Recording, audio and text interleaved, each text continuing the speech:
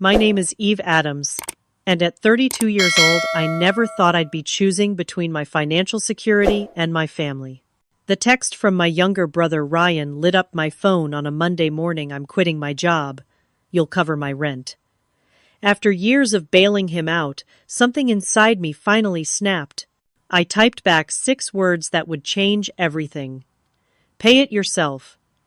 I had no idea those words would lead to family exile, financial warfare, and ultimately my freedom.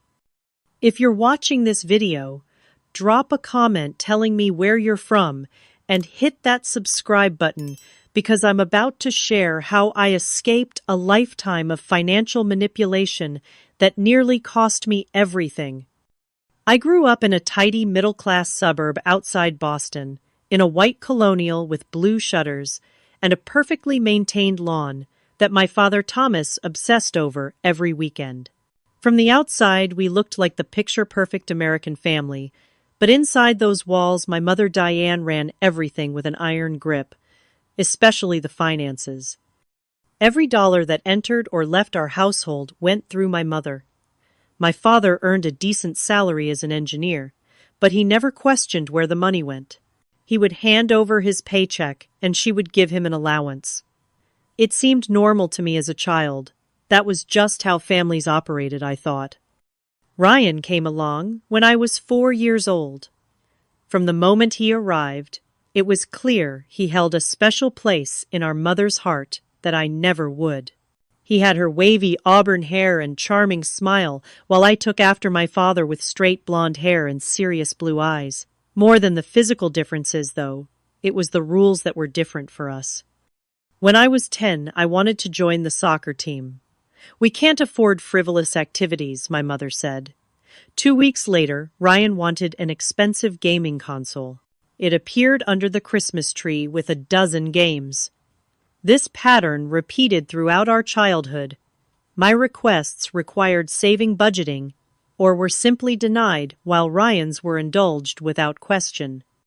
Eve is the responsible one, my mother would tell relatives at family gatherings, as if it were a compliment rather than a burden. She understands the value of money. What she really meant was that I had to earn everything, while Ryan was given everything. By high school, I had internalized this role completely. I studied relentlessly, knowing a scholarship was my only ticket to college. My mother made it clear that there wasn't money for expensive education, at least not for me. I worked part-time jobs, saved every dollar, and applied for every scholarship I could find. The hard work paid off when I received a full academic scholarship to Northwestern University. The night I got my acceptance letter, my parents took us out to dinner to celebrate. "We always knew you could do it," my mother said, then immediately turned the conversation to Ryan's struggling grades and how he just hadn't found his passion yet. College was my first taste of freedom.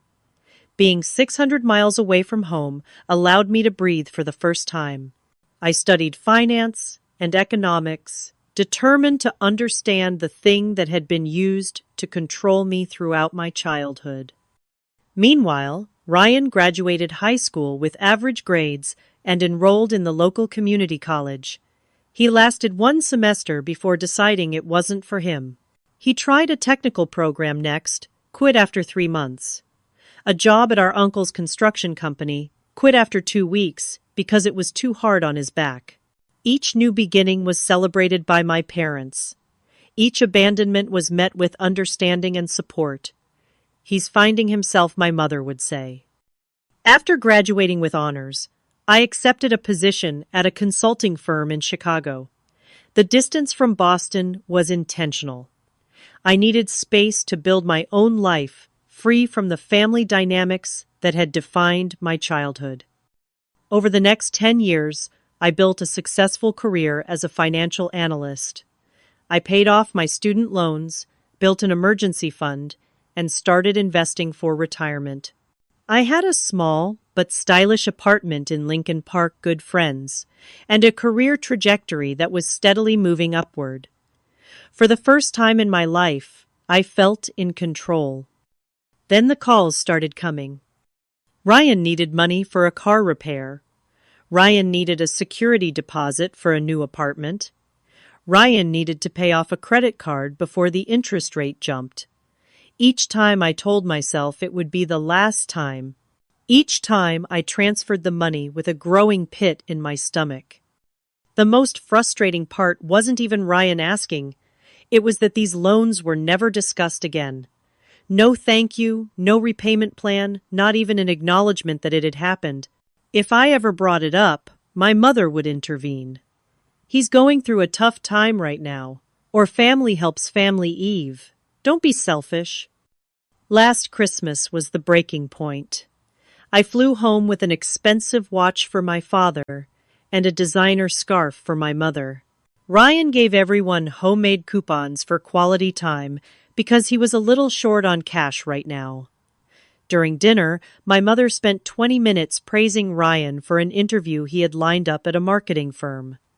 He's got such a natural talent for connecting with people, she gushed. This could really be the beginning of something big for him. When I mentioned I was being considered for an international position that would advance my career significantly, my mother frowned. But you'd be so far away. And what about starting a family? You're not getting any younger, Eve.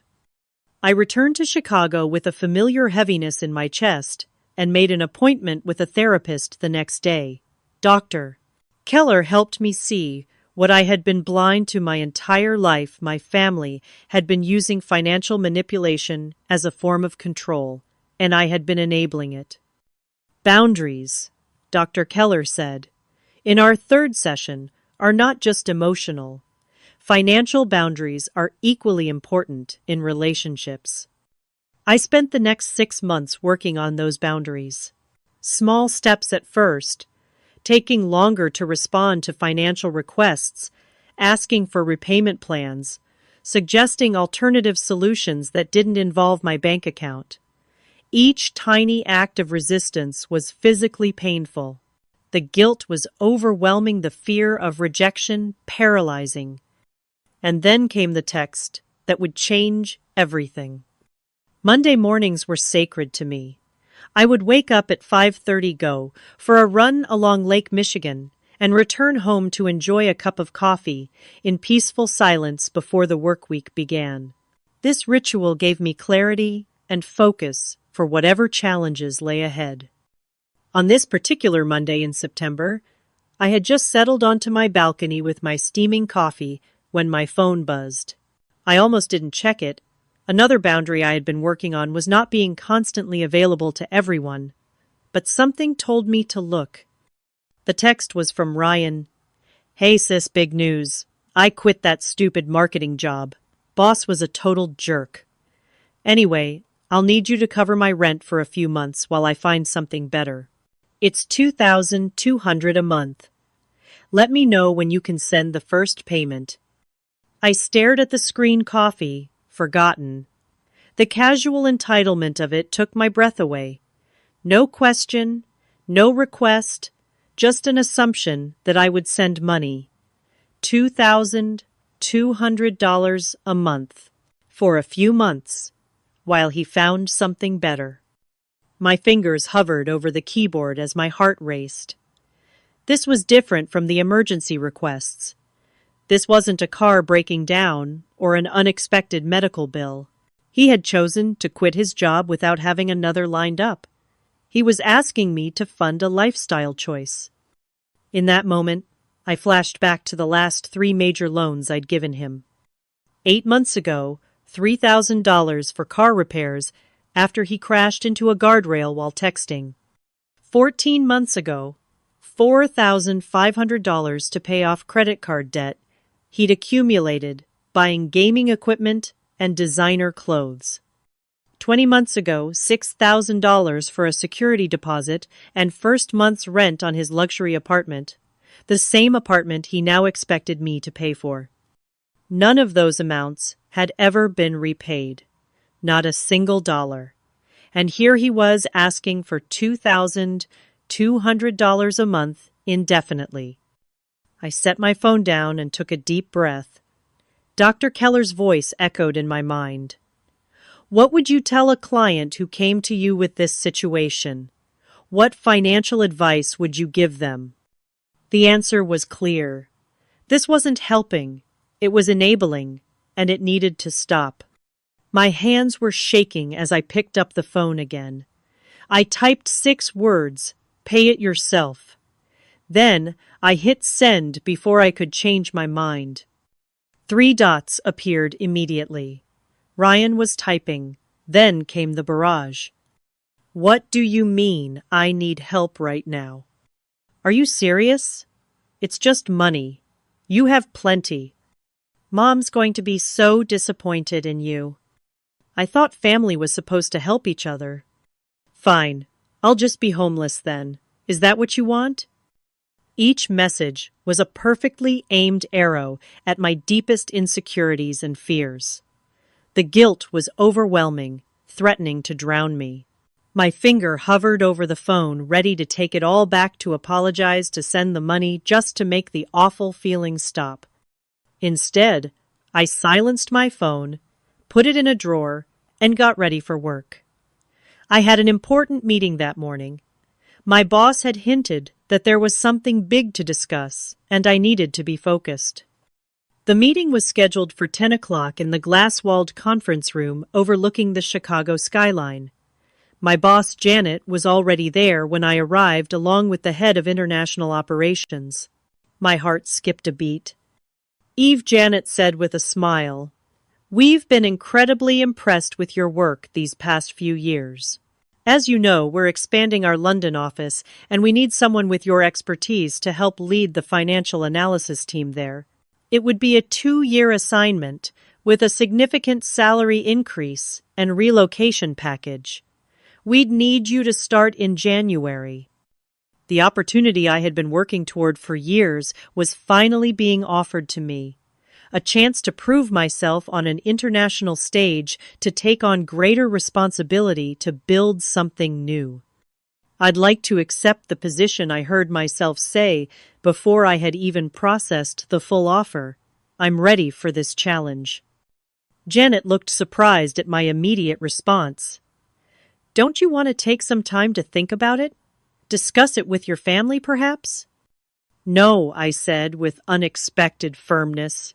"This is my decision. I want this."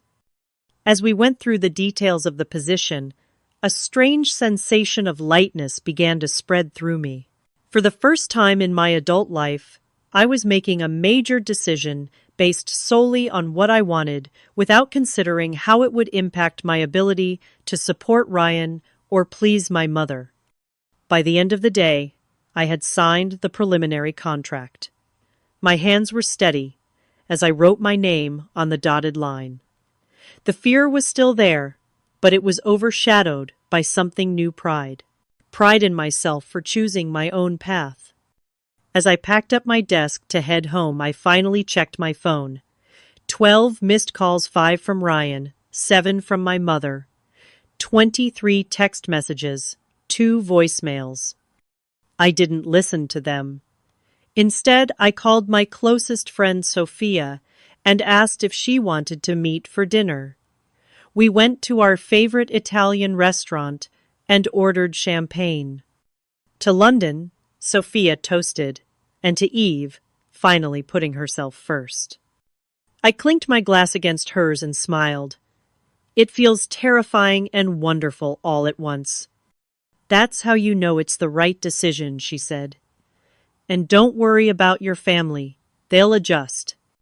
I wasn't so sure about that, but for one evening, I allowed myself to celebrate without guilt.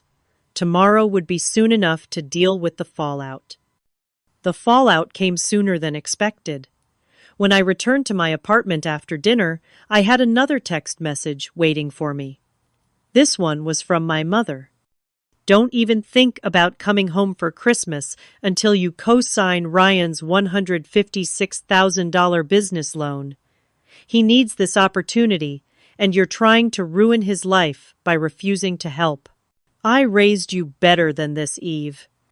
$156,000. A business loan. Cosign." The words blurred on the screen as panic flooded my system. This wasn't just about covering rent anymore. This was about legally tying myself to a massive debt for someone who had never completed anything in his life.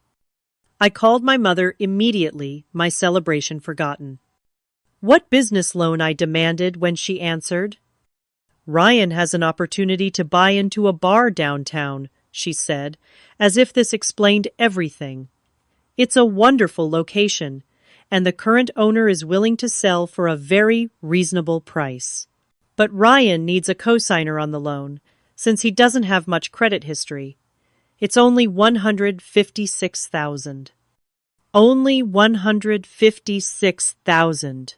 She said it as casually as if she were asking me to spot someone $5 for coffee. "He's never worked in a bar," I said. "He has no business experience. He just quit his job. How could this possibly be a good investment?"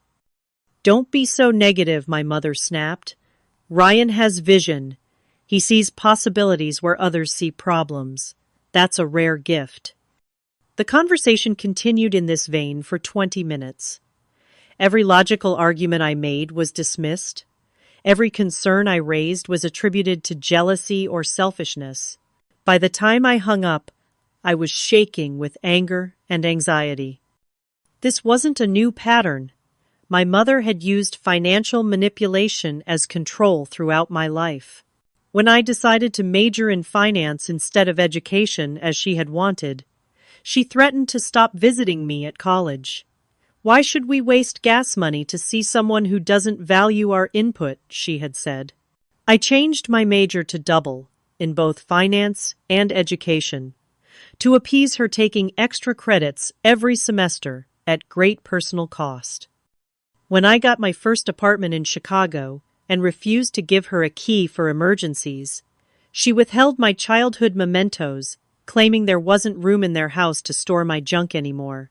I had to pay for a last-minute flight home and a rental car to retrieve boxes that had sat untouched in their attic for years. Money and material things were never just money and material things in my family. They were leverage, control, power. I sat on my couch in the dark, struggling to breathe as waves of panic washed over me. This was financial abuse, I realized. Doctor Keller had introduced the term in our sessions, but I had resisted it, thinking it sounded too extreme. Now I saw it clearly. I called Sophia, who came over immediately with ice cream and wine.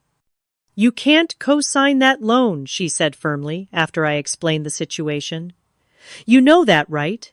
If Ryan defaults, which, let's be honest, is likely given his history, you would be responsible for the entire amount." "I know," I whispered, "but she's threatening to cut me off from the family. No more holidays, no contact." Sophia took my hands in hers. "Eve, listen to me. That's not love. That's manipulation. Real family doesn't put conditions like that on their relationship." After Sophia left, I sat at my kitchen table with my laptop. As a financial analyst, I knew exactly how risky co-signing a loan of that size would be. It would impact my debt-to-income ratio, potentially affect my ability to get housing in London, and if Ryan defaulted, it would devastate my credit and financial security for years. But there was something else nagging at me. I started looking into what other financial ties still bound me to my family. The results were shocking. I was paying for the family cell phone plan, all 4 lines. I was paying for the Netflix, Hulu, and Disney Plus subscriptions they all used. I was still listed as the emergency payment method on my parents' Amazon account. My mother had an authorized user card for one of my credit card accounts for emergencies. I was paying for the AAA memberships for both my parents and Ryan. The list went on and on. Small monthly charges that I had set up over the years and then forgotten about or felt too guilty to cancel. Added together, they amounted to hundreds of dollars every month.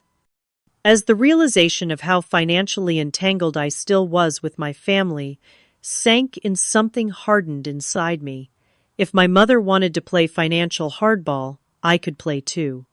I had learned from the best, after all. With methodical precision, I began canceling everything. I removed myself from the family cell phone plan after transferring my number to a new account. I canceled all the streaming subscriptions. I removed my card from every account. I called the credit card company and canceled the authorized user card. With each cancellation, I felt simultaneously lighter and heavier. Lighter because I was freeing myself from financial manipulation.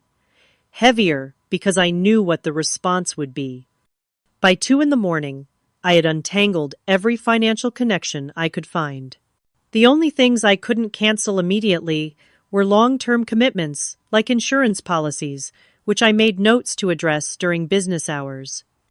I turned my phone off completely before going to bed. Tomorrow would bring the storm, and I needed whatever rest I could get before facing it. I woke up at 6 a.m. to the insistent buzzing of my landline, a phone I kept primarily for work emergencies.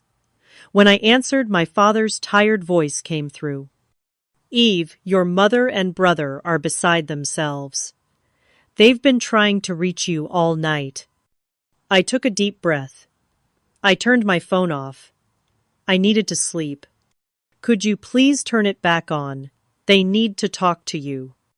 The guilt in his voice made my chest tighten, but I held firm.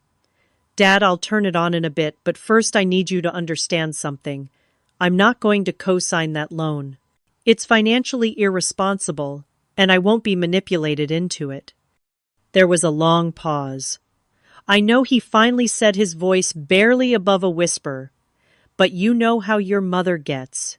And Ryan, he's convinced this bar is his big break." "Dad, has anyone seen a business plan, projected revenues? Anything that suggests this is a viable business rather than just another of Ryan's impulses?" "Your brother has vision, Eve," he said, repeating my mother's words. "Vision doesn't pay back loans," I replied. "I have to go to work now. I'll call later." When I finally turned my phone back on, I was greeted with 36 missed calls, dozens of text messages, and multiple voicemails. The calls were primarily from my mother and Ryan, but there were also several from aunts, uncles, and even my cousin Tara, whom I hadn't spoken to in years. The voicemails ranged from Ryan's anger, "You're being a complete bitch about this," to my mother's tears, "How could you do this to your brother, to your family," to my father's quiet pleading, "Please just call your plead. Mother, we can work this out." The most disturbing discovery was a group text my mother had sent to our extended family. Prayer request: "Eve has abandoned her brother in his time of need and is refusing to help him secure his future. She has also vindictively cut off our cell service and other necessities without warning. Please reach out to her and help her remember the importance of family." My hands shook with anger as I read the message. The blatant misrepresentation, the public shaming, the mobilization of flying monkeys to pressure me, it was manipulation at its finest. The calls from relatives started coming in immediately. My Aunt Linda family helps Family Eve. My Uncle Steve, "Your mother is just beside herself." My cousin Mark, "Dude, just help Ryan out. It's not that big a deal." Not one of them asked for my side of the story. Not one questioned whether co-signing a six-figure loan was a reasonable request. They had received their marching orders from my mother, and they were following them without question. I silenced my phone again and went to work. The office became my sanctuary, a place where decisions were made based on data and logic, not emotional manipulation, where my value was measured by my contributions, not my compliance. I managed to focus on my work until early evening when my assistant knocked on my office door. "There's someone here to see you," she said, looking uncomfortable. "He says he's your brother, and it's an emergency." Ryan had never visited me at work before. He didn't even know where my office was located. He must have been desperate to track me down here. I'll come out, I said, not wanting to bring family drama into my private office. Ryan was standing in the reception area, looking simultaneously angry and smug. He was wearing an expensive leather jacket I'd never seen before, and designer jeans. Not the appearance of someone in dire financial straits. "We need to talk," he said when he saw me. "Privately." I led him to a small conference room and closed the door. "How did you even know where I work?" "Mom called your friend Sophia and pretended she needed to send you something important." The invasion of privacy made my blood boil, but I kept my face neutral. "What do you want, Ryan?" "What do I want? I want my sister back. The one who cared about her family. You've turned into some kind of heartless robot. Mom is crying all the time, and you just don't care." "I care very much," I said quietly, "but I'm not going to co-sign a loan that size for a business venture you have no experience in." "You think I can't do it," he said, his face flushed. "You've always thought you were better than me." "That's not true. But I do think you have a pattern of starting things and not finishing them, and that makes you a high-risk borrower." "Mom said you have plenty of money," he shot back. "She said you're just being selfish." There it was. My mother had been painting me as the wealthy one, the one holding out, the one with resources to spare. It was time to correct that narrative. I opened my laptop and pulled up my financial records. "Look at this, Ryan. These are my student loans that I'm still paying off. This is my rent. These are my retirement contributions. This is my emergency fund. This is what I've been sending to you and Mom and Dad over the past 5 years." He stared at the screen, his expression shifting from anger to confusion, but Mom always said. "Mom says a lot of things. Not all of them are true." I could see the wheels turning in his head, the first cracks appearing in the narrative he'd been fed his entire life. For a brief moment, I thought we might be having a breakthrough. Then my mother walked in. To this day, I don't know how she got past building security, but suddenly, there she was, her face, a mask of righteous indignation. "So, this is where you hide to avoid your family responsibilities," she said, looking around the conference room with disdain. "Mom, look at this," Ryan said, pointing to my computer screen. "Eve has been sending us money all this time, and she's still paying off student loans."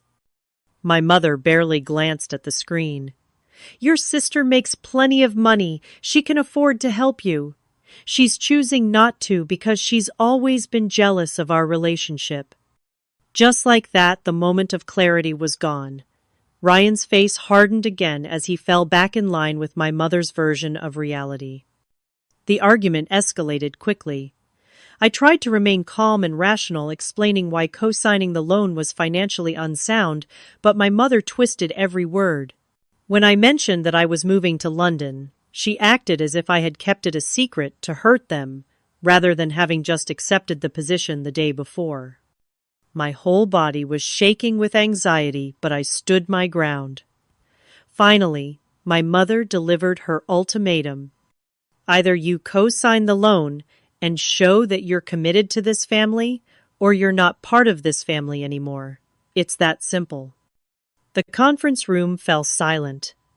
Ryan looked uncomfortable, but didn't contradict her. I took a deep breath and made the hardest decision of my life. Then I guess I'm not part of the family anymore. My mother's face went blank with shock. She had never anticipated that I would choose myself over her approval. In her worldview, that option didn't exist.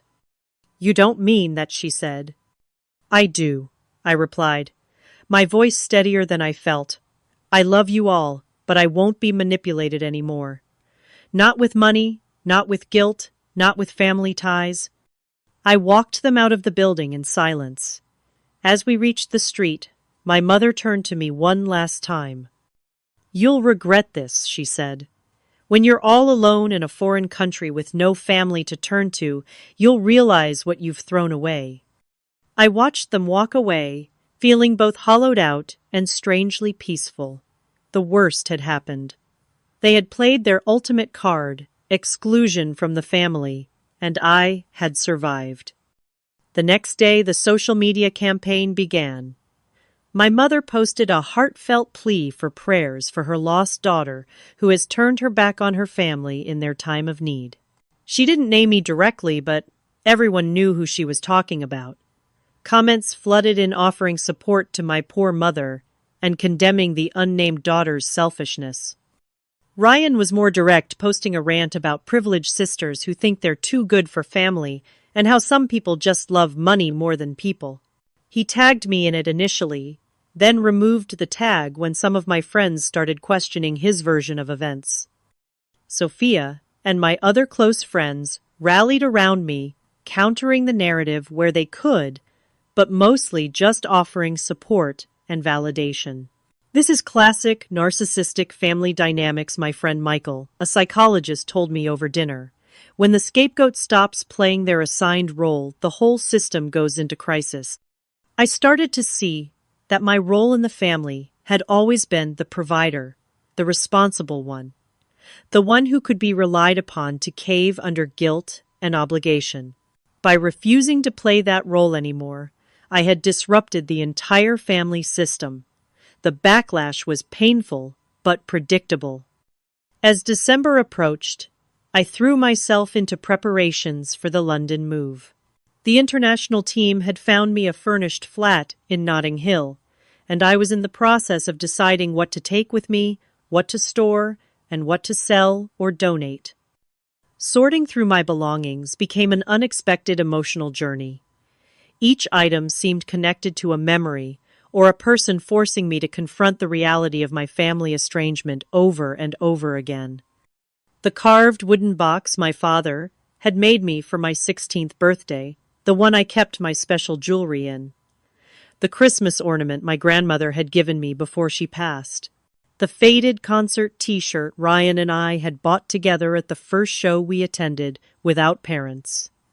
Dr. Keller helped me process the grief that came with each discovery. "You're not just packing for a move," she observed. "You're sorting through the pieces of your old life and deciding what deserves a place in your new one." In our sessions, we talked about the difference between cutting ties and establishing boundaries, about the possibility of rebuilding relationships on healthier terms in the future, about the grief of losing the family I wished I had rather than the one I actually had. "Family estrangement is a special kind of loss," she said. "It's ambiguous because the people are still out there living their lives. You're mourning a relationship that still exists but has become harmful." 2 weeks before Christmas, I received an unexpected text from my father asking to meet. We arranged to meet at a small cafe halfway between my apartment and his hotel. I was surprised to learn he was in Chicago on business and hadn't told me. He looked older than I, remembered the lines around his eyes deeper, his shoulders slightly stooped. We ordered coffee and sat in awkward silence for a few minutes. "Your mother doesn't know I'm here," he finally said. "She wouldn't understand." I nodded, waiting for him to continue. "I want you to know that I understand why you won't co-sign that loan. It's a lot of money, and Ryan's track record isn't great." He stared down at his coffee. "I tried to tell your mother that, but she doesn't want to hear it." "Why does she push so hard for him?" I asked the question that had haunted me my entire life, finally finding voice. My father sighed heavily. "There's something you should know about your mother. Her father, your grandfather, lost everything when she was a teenager. He had invested the family's entire savings in a business venture that failed. They went from comfortable to nearly homeless overnight." I had never heard this story before. My mother rarely spoke about her childhood. She had to drop out of college, take a job as a waitress to help support the family. I think. I think she's terrified of Ryan ending up like that. So she pushes me to support him, pushes you to support him, tries to make sure he'll always have a safety net. But she's creating the very dependency she fears, I said. I know. He looked up at me, his eyes tired but clear. I've enabled it too. It was easier to go along with her demands than to stand up to her. I'm not proud of that. He hesitated, then continued. There's something else you should know, the house. It's not paid off like she's always claimed. There's a second mortgage and several credit card debts. She's been borrowing against the equity for years to give money to Ryan for his various ventures. The revelation shocked me. My mother, who had lectured me about financial responsibility my entire life, who had scrutinized my every purchase and criticized my wasteful spending, had been secretly accumulating debt. Does Ryan know about this? I asked. No. Your mother doesn't want him to worry. He laughed humorlessly. She doesn't want him to feel like a burden. As we continued talking, I realized that my father was also a victim of my mother's financial manipulation, albeit one who had been complicit in his own subjugation. He had surrendered his financial autonomy decades ago and now felt powerless to reclaim it. Why don't you leave? I asked him quietly. He looked startled by the question. She's my wife. We've been together for 35 years. But are you happy? He didn't answer directly. At our age, you settle into patterns. Breaking them is challenging. As we parted, he hugged me tightly. I'm proud of you, Eve, for standing up for yourself, for making a life on your terms. I should have done the same at your age. The meeting with my father left me with mixed emotions. Compassion for both my parents caught in a dysfunctional pattern that neither seemed able to break. Anger at the decades of manipulation. Sadness for what might have been in a healthier family dynamic. It also left me with a dilemma, whether to go home for Christmas despite my mother's ban. Sophia and my other friends in Chicago invited me to join their holiday celebrations. Chosen family is still family, Sophia insisted. We had a lovely pre-Christmas dinner party where we exchanged gifts and drank too much wine and talked about everything except my family situation. But as Christmas Eve approached, I found myself increasingly drawn to the idea of going home one last time before moving to London. Not to cave to my mother's demands, but to say goodbye to the home that despite everything had shaped me, to have closure. The night before my planned departure, I sat on my bed, surrounded by partially packed boxes, and made my decision. I would go. Not with expensive gifts and an apology, but with modest, thoughtful presence and firm boundaries. I bought my father a leather-bound edition of his favorite mystery author's latest book.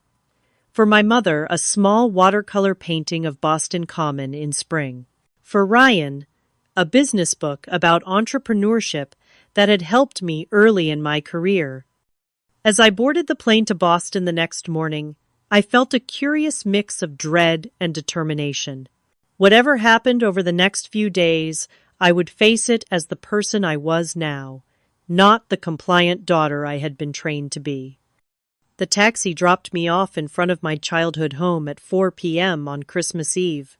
The house was decorated as elaborately as always, lights outlining every architectural feature, a giant wreath on the door, and the life-sized nutcrackers flanking the front steps that my mother brought out every year. I stood on the sidewalk for a long moment, gathering my courage before walking up to the front door. I had a key, but chose to ring the doorbell instead. This was no longer my home. I was a visitor now. My father answered, his eyes widening in surprise. "Eve! You came!" He pulled me into a tight hug, whispering, "Your mother doesn't know you were coming." I stepped into the house, the familiar smells of pine and cinnamon bringing a rush of memories. My mother was in the kitchen, her back to me, as she arranged cookies on a serving plate. Ryan was sprawled on the couch, scrolling through his phone. "Look who's here," my father announced, his voice overly bright. My mother turned, her face shifting rapidly from shock to anger to a forced smile. "Eve, what a surprise." Ryan looked up, his expression unreadable. "Hey." The tension in the room was palpable. My mother wiped her hands on her apron, her movements stiff. "Well, I suppose you can help set the table for dinner. We have guests coming in an hour." "No, how are you?" "No, I've missed you." Just straight to assigning tasks, as if I were a tardy servant rather than her daughter. I set down my small bag of gifts. "I brought these for you all. Nothing expensive, just some small things I thought you might like." My mother looked at the simple wrapping paper with barely concealed disdain. "How thoughtful. I'll put them under the tree." The evening proceeded with excruciating politeness as extended family arrived for the traditional Christmas Eve dinner. Aunt Susan, my mother's sister, Uncle Robert, and their 3 children, my father's brother Frank, and his wife Julia. Everyone making stilted small talk, carefully avoiding any mention of the family drama that had clearly been circulating in hushed phone calls and text messages. I could feel their curious eyes on me throughout dinner, wondering if I was the villain my mother had painted me to be, wondering what kind of daughter refuses to help her brother, wondering why I was even here, if I was so selfish and uncaring. The breaking point came during dessert. My mother, perhaps emboldened by her second glass of wine, cleared her throat for attention. "Since we're all gathered here as family," she began, her voice taking on the martyred tone I knew so well, "I want to thank you all for your prayers and support during this difficult time. As you know, Ryan has a wonderful business opportunity, but certain people have been unwilling to help him pursue his dreams." All eyes shifted to me. The silence in the room was deafening. Something inside me snapped.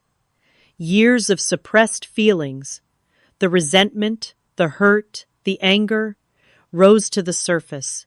But instead of the emotional outburst my mother was clearly hoping to provoke, I spoke calmly and clearly.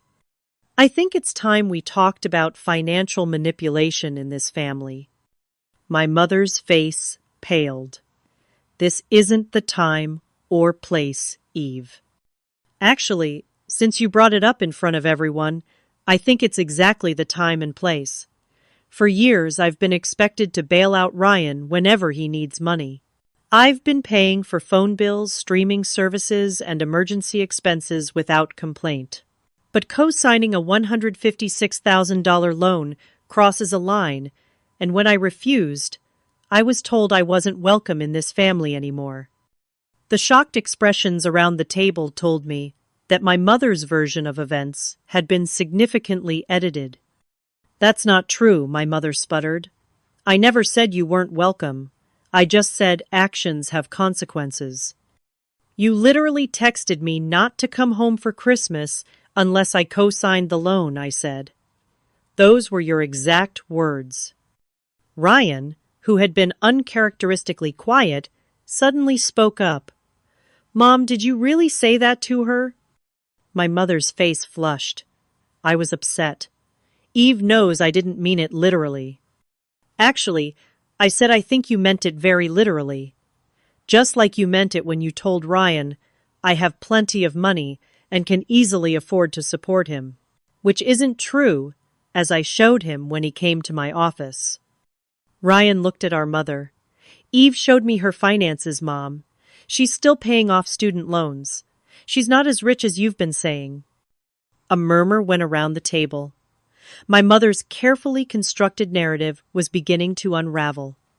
"Well, she makes more than enough to help her brother," my mother insisted. "She's always been selfish with her money." "Is that why you never told me about the second mortgage on the house?" I asked quietly. Or the credit card debt because I'm the selfish one with money? My mother's head snapped toward my father. You told her about that. How could you? Aunt Susan, who had been listening intently, leaned forward. Diane, do you have financial problems you haven't told us about? Of course not, my mother said quickly. Just a small home equity loan for some renovations. Nothing to worry about. It's not small, and it wasn't for renovations, my father said, his voice stronger than I'd ever heard it. It was to cover Ryan's failed business ventures and living expenses. It's over $100,000 now. The room erupted in confused conversation. In the midst of it, Aunt Susan caught my eye and gave me a small nod. Later she would tell me that she had seen this pattern before. It was how our grandmother had controlled the family as well, using money as leverage, creating dependency, punishing independence. Your mother learned it from her mother, she told me, just as your grandmother learned it from hers. Financial manipulation has been the family inheritance for generations of women in our family. As the truth spilled out across the dining room table that Christmas Eve, I watched my mother's face cycle through emotions, anger, fear, defiance, and finally, a devastating vulnerability. For the first time, I saw her not as the all-powerful matriarch who had controlled my life, but as someone damaged by her own past, perpetuating patterns she didn't know how to break. Mom, I said, when the room had quieted somewhat, I understand now why you're so afraid of Ryan ending up like Grandpa losing everything. But don't you see that by making him dependent on handouts, you're not teaching him to be financially stable? You're teaching him to rely on others instead of himself. I'm just trying to help him, she said, her voice small. I know, but there are better ways to help. I turned to Ryan. And you need to understand that I care about you deeply, but I can't be your personal ATM. It's not good for either of us. Ryan looked embarrassed but nodded. I've been thinking about what you said at your office, about my pattern of quitting things. You're not wrong. It wasn't a full acknowledgement of his role in the dysfunction, but it was a start. The rest of the evening was tense but oddly cathartic. Family secrets that had been festering in darkness were finally exposed to light. My mother retreated to her bedroom early, claiming a headache. My father, looking both exhausted and relieved, thanked me for coming. It needed to be said, he whispered. All of it. I didn't stay at the house that night. I had booked a hotel room in town, anticipating that I might need neutral territory. As I drove away from my childhood home, I felt a complex mixture of sadness and liberation. The confrontation had been painful but necessary. The truth had been spoken, but the damage to our relationships might be irreparable. In my hotel room, I called Sophia to update her. It sounds like you stood your ground, she said proudly. How do you feel? Like I've lost and found myself all at once, I answered. I'm sad about how it all played out, but I don't regret saying what needed to be said. That's growth, she said. Painful, beautiful growth. 3 months later, I was settled in my London flat, a bright 2-bedroom in Notting Hill with large windows that let in whatever sunlight the English weather permitted.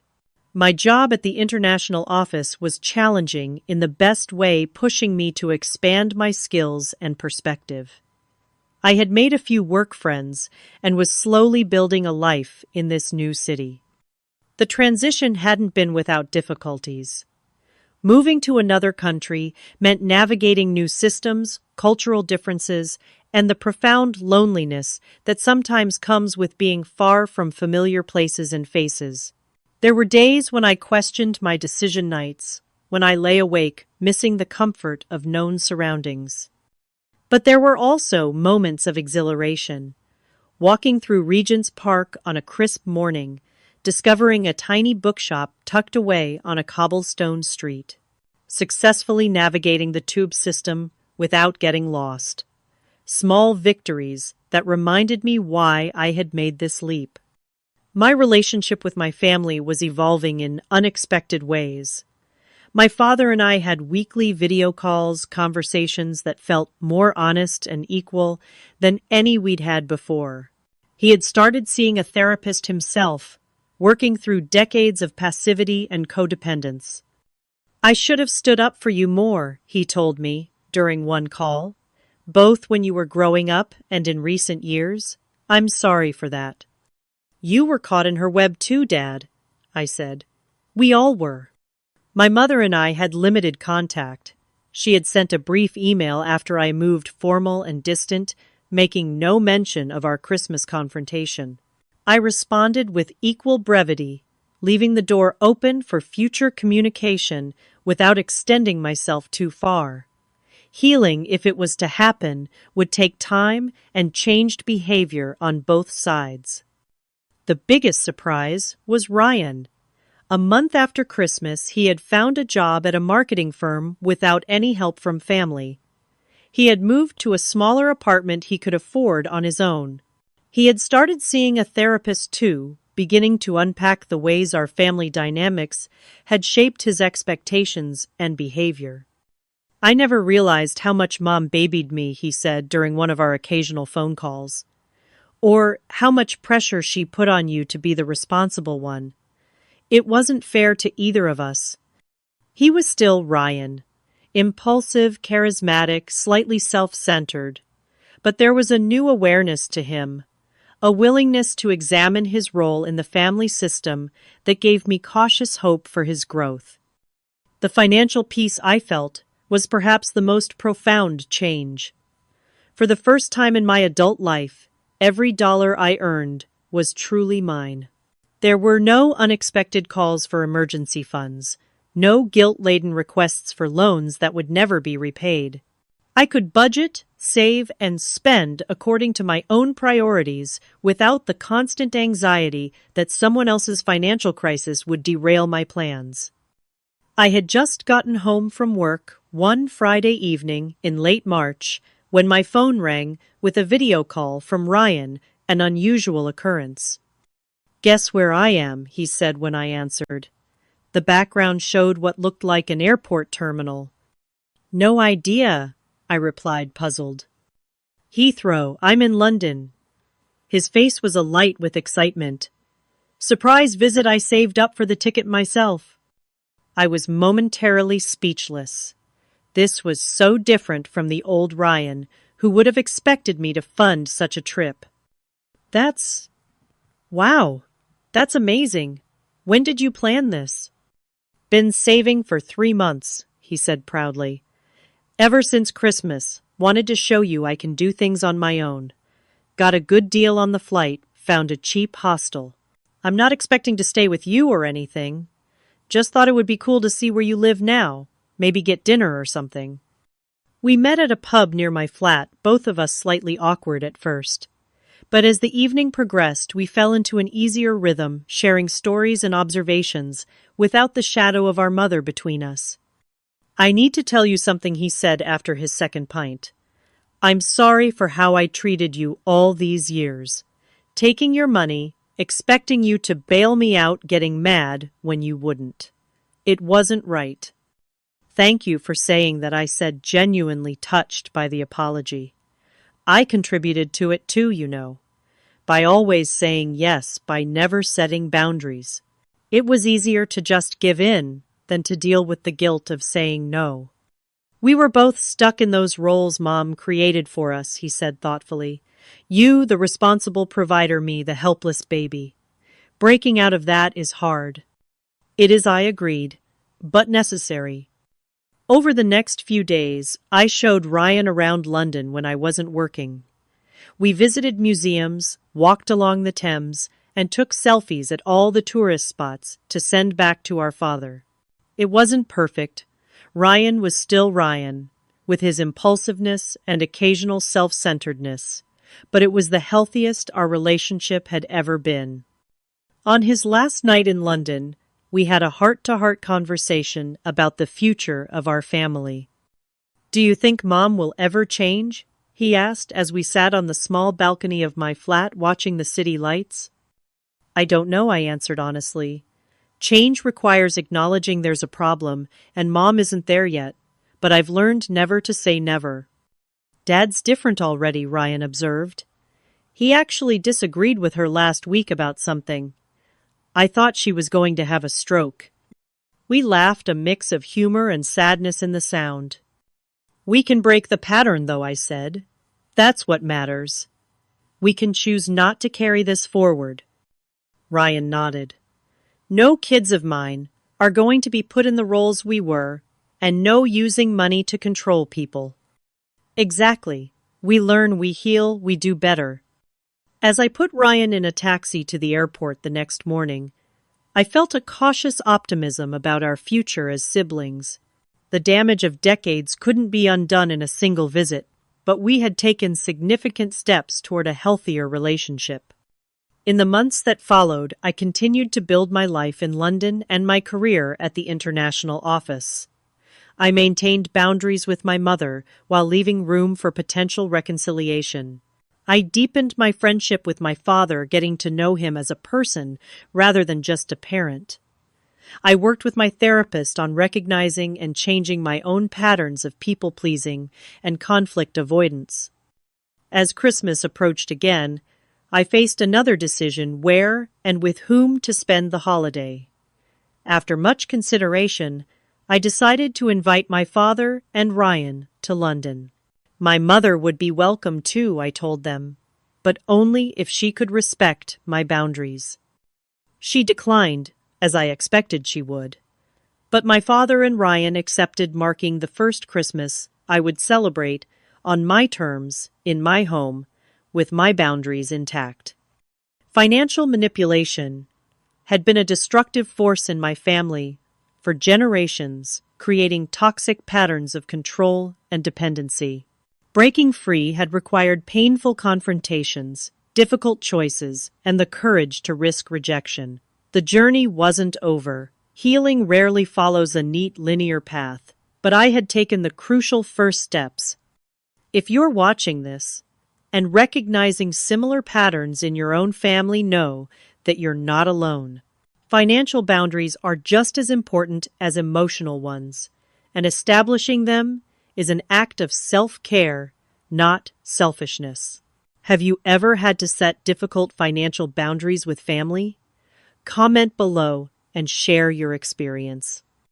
And if this story resonated with you, please like, subscribe, and share it with someone who might need to hear that choosing financial health over toxic expectations is not just okay, it's necessary. Thank you for listening to my journey. And remember, true family supports your growth, not your dependency.